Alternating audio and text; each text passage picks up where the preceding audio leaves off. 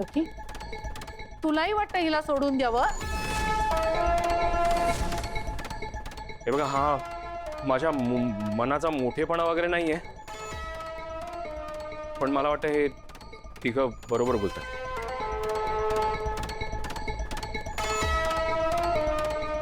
सध्या कंपनी महत्वाची आहे. छान, म्हणजे परत एकदा माझ्या बाजूने बोलायला कुणीच नाही. आई, तसं नाहीये, थोड्याच दिवसांचा प्रश्न आहे. म्हणजे कसं, आकाश भाऊजी बरे होऊन परत घरी आले ना की नंतर ही वसुंधरा जाणारच आहे ना. हे तर तिला जावंच लागेल. माझा जीव गेला तरी चालेल, पण मी तिला या घरात राहू देणार नाही.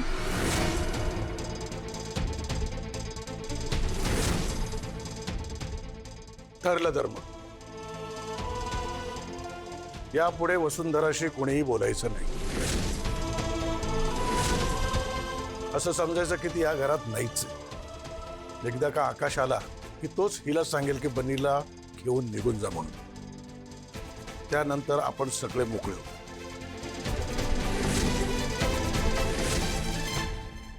माधवराव, थँक्यू. नाही म्हणजे मला माहित होतं की तुम्ही दया दाखवाल म्हणून.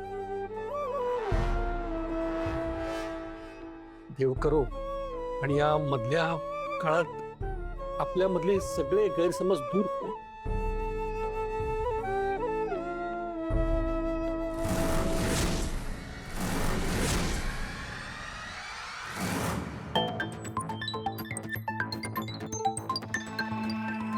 Good morning Vishakha madam.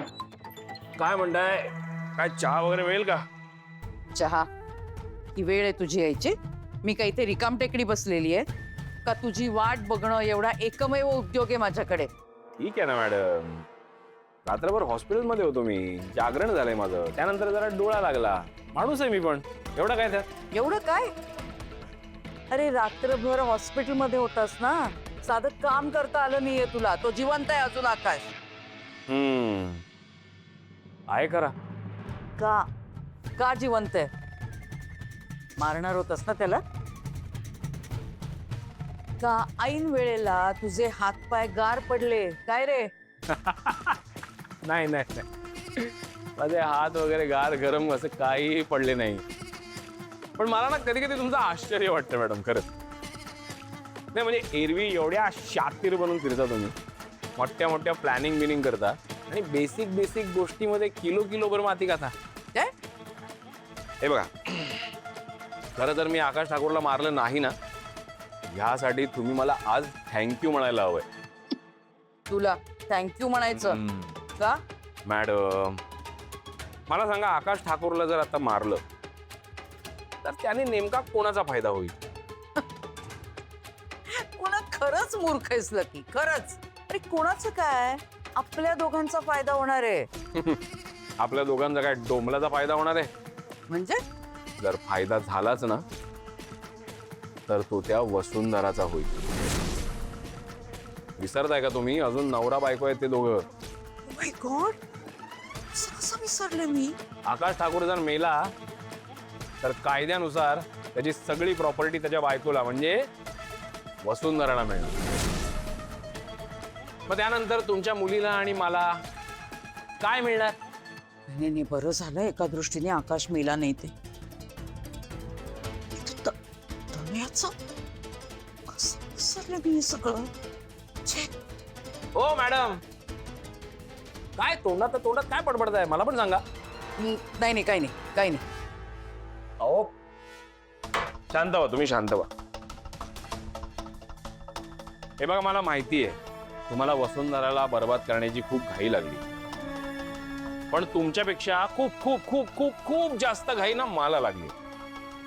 पण असं घाईघाईत आपण चुका करून नाही चालणार ना. वसुंधराला जर खऱ्या अर्थाने बर्बाद करायचं असेल ना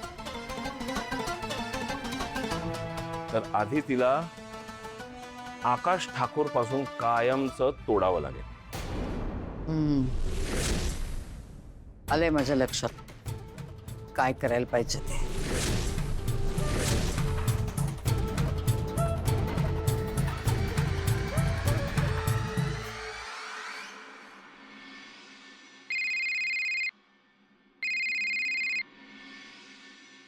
हा मम्मा. काय करतेस? काही नाही, या बावळट मुलांचे डब्बे भरती. तर वसुवहिनी आउट आहे ना घरात ना, माझ्या लाडके सासूनी मला कामाला लावलंय. बरं ऐक ऐक, तुला एक महत्वाचं काम करायचंय. अजून एक काम. Tanaya okay fine. ऐक,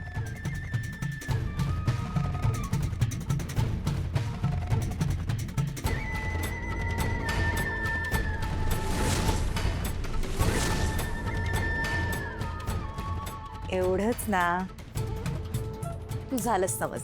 गुड. चल मी तुझ्याशी नंतर बोलते. Okay bye. बाय.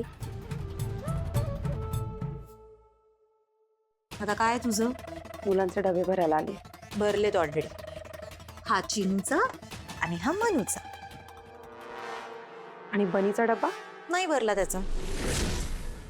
का का नाही भरला त्याचा डबा? मी सांगितलं म्हणून.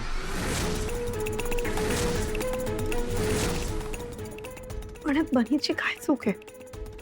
त्याला का शिक्षा देतात? कारण तो तुझा मुलगा आहे. तुम्हा दोघांना डबाच काय, या घरामध्ये साधं पाणी पण पिऊ द्यायची इच्छा नाहीये माझी. आकाश बरा होईपर्यंत या घरात राहायचं, पुढ्यात येईल ते गिळायचं आणि एका कोपऱ्यामध्ये पडून राहायचं. आमच्या नजरेसमोर यायचं नाही, कळलं? प्लीज असं नका करू. हात जोडते तुमच्या पुढे. लहान आहे हो बनी, त्याला पण तर भूक लागत असेल ना. हो, आम्हाला फसवायच्या आधी नाही कळलं हे तुला? आता मला काही फरक पडत नाही. मी सांगते तेवढं लक्षात ठेव.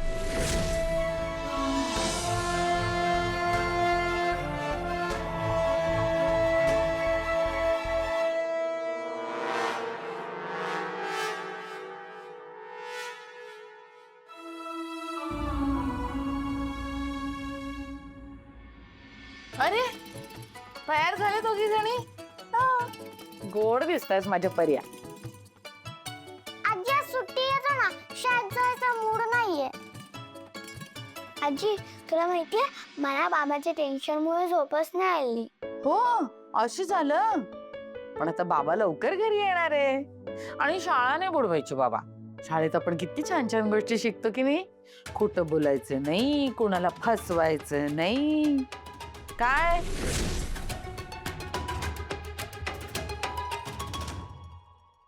हे तुमचे टिफिन सगळं फिनिश करायचं. ओके. ओके. आई मला डबा राहिला.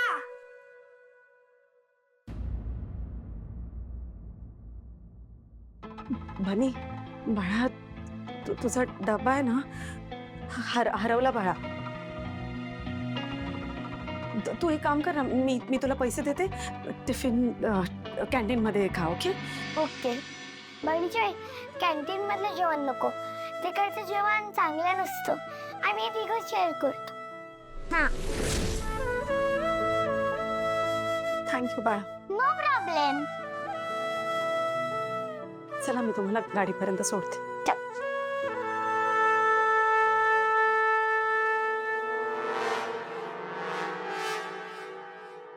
बघितलंस कशी मुलांच्या मागे लपते ते. किती दिवस लपणार? आकाशला येऊ देत खरी, मग बघूया हिला कोण वाचवतं ते. हाय, मला ऍक्च्युली तुमच्याशी थोडं बोलायचं होतं. काय ग? नाही म्हणजे बरेच दिवस झाले माझ्या डोक्यात एक विचार येत होता.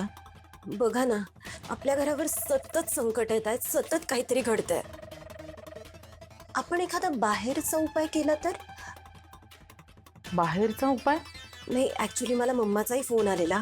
ती खूप टेन्स्ड होती हो. म्हणत होती काय घडतंय तुमच्या घरात, सतत संकट येत आहेत. खरंय तिचं. तिच्या ओळखीचे एक गुरुजी आहेत, पत्रिका बघतात. नाही खूप अभ्यास झालाय आई त्यांचा. आपण त्यांना बोलवायचं का? नाही म्हणजे आकाशदादाची पत्रिका दाखवता येईल, माईट बी त्यांनी काही सोल्युशन दिलं तर. हरकत नाही. खरं तर हे आधीच माझ्या डोक्यात यायला पाहिजे होतं. हरकत नाही, तू बोल तुझ्या मामाशी, आपण भेटूया गुरुजींना. किती विचार करतेस ग या घराचा. कुठे तू आणि कुठे ती तर फोन करा विशाखाला. नक्की नक्की.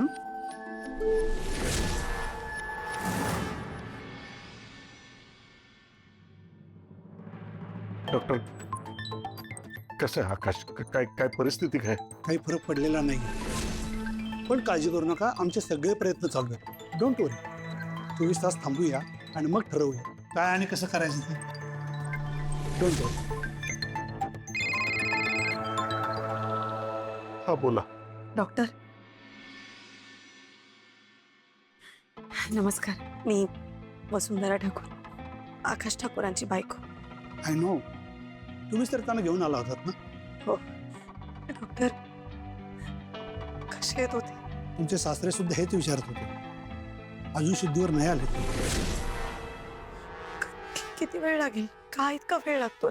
मॅडम समजून घ्या, त्यांचा ऑलरेडी खूप ब्लड लॉस झाला आहे, त्यामुळे कॉम्प्लिकेशन्स वाढले आहेत. अशा केसेसमध्ये वेळ लागतो.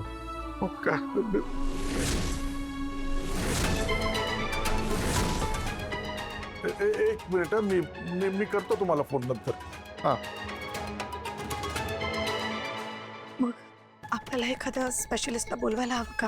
गरज पडली तर नक्की बोलू, पण सध्या तरी वाट बघण्याशिवाय आपल्याकडे दुसरा पर्याय नाही. ते क्रिटिकल आहेत. पुढचे 24 तास पेशंटसाठी खूप महत्वाचे आहेत. डोंट वरी, आम्ही आमचे सगळे प्रयत्न करतोय, होतील ते बरे लोक. थँक्यू.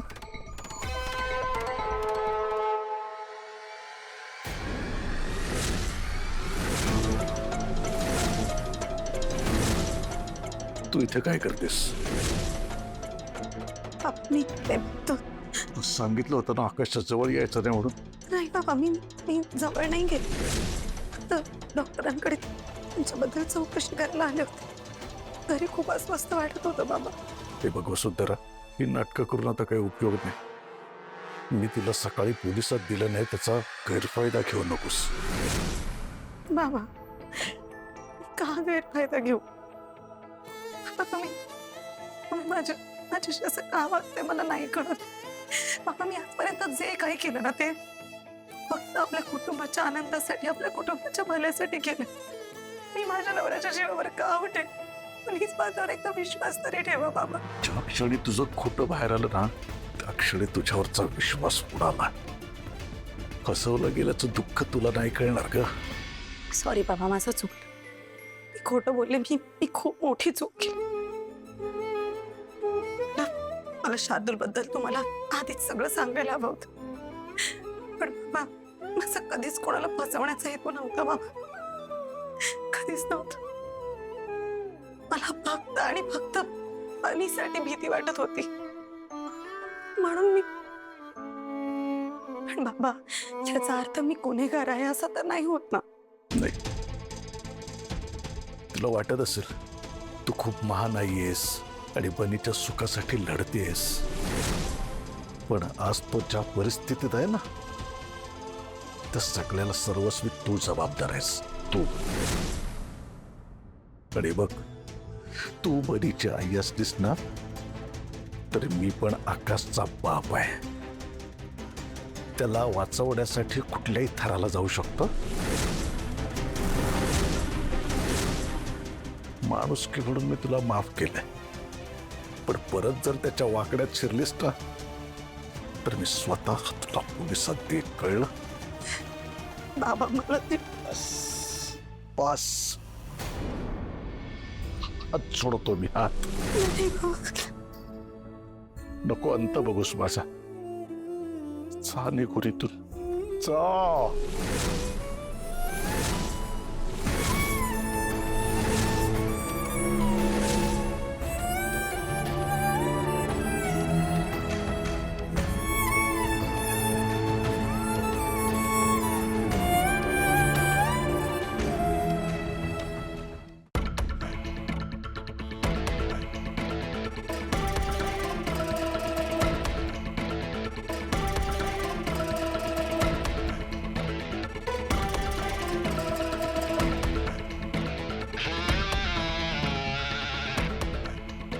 गुरुजी, बोला. पत्रिका बघून काय वाटतंय तुम्हाला? या पत्रिकेमध्ये नक्की दोष आहे. अगवे, मला पण काळजी वाटायला लागली. यावर काहीतरी उपाय शोधायला पाहिजे. गुरुजी, काय ते लवकर सांगाल का? वेळ कमी आहे. माझ्या मिस्टरांचा फोन आला होता हॉस्पिटलमधून. ते म्हणाले की आकाशसाठी पुढचे 24 तास खूप कठीण आहेत. अहो डॉक्टर काही म्हणेल, पण इथे जे लिहिलंय त्याहून तरी असं वाटतंय की तुमच्या मुलाला कोणत्याही क्षणी काही होऊ शकतं. गुरुजी, नाही नाही नाही. असं म्हणू नका प्लीज. मी माझ्या मनातलं बोलत नाही मॅडम, पण त्यांच्या विवाहातच दोष असेल तर आपण काय करणार?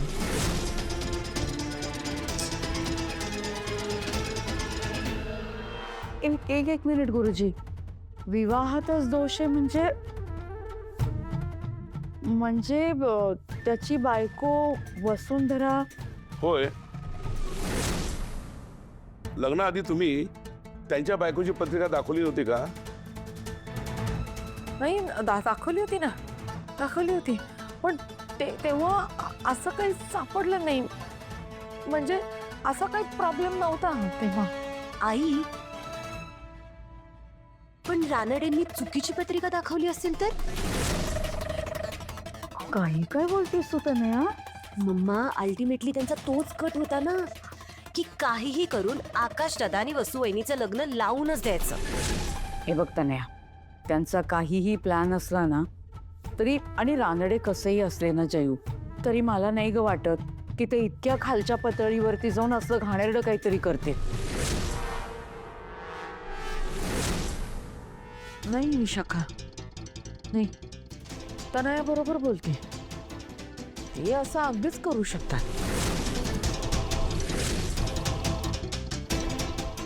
पण गुरुजी, आता पुढे काय? कठीणच आहे खरं म्हणजे. लग्न व्हायलाच नको होतं.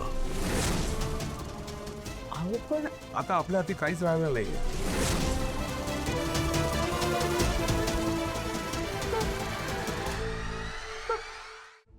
असं नका हो म्हणू गुरुजी. या आईकडे बघा किती रडतीये ती. ऐका ना, परत एकदा बघा ना, काहीतरी उपाय नक्की असेल हो. गुरुजी, तुम्ही काहीही सांगा. पूजा, यज्ञ, शांत, मी सगळं करायला तयार आहे आकाशसाठी. हो. एक पर्याय दिसतोय. हा, कुठला? कसं आहे की ग्रह चिडल्यामुळे त्यांचा कोप होतो. काहीतरी करून ग्रहाला पटवून दिलं पाहिजे की तुम्ही तुमची चूक सुधारत आहे. पण कुठली चूक? कुठली? असं काय करतेस तू जयू? तुम्ही आकाश आणि वसुंधराचं लग्न लावून दिलं, ही चूकच झाली ना. मग ती सुधारायला नको का? हे बघ, हे काही मी म्हणत नाहीये ग, पत्रिकेतले ग्रहच म्हणतात. हो ना गुरुजी? हो बरोबर आहे. ती चूक सुधारली पाहिजे. काही करा पण हे लग्न मोडा आणि त्या मुलीला इथून निघून जायला सांगा. हवं तर घटस्फोट घ्या.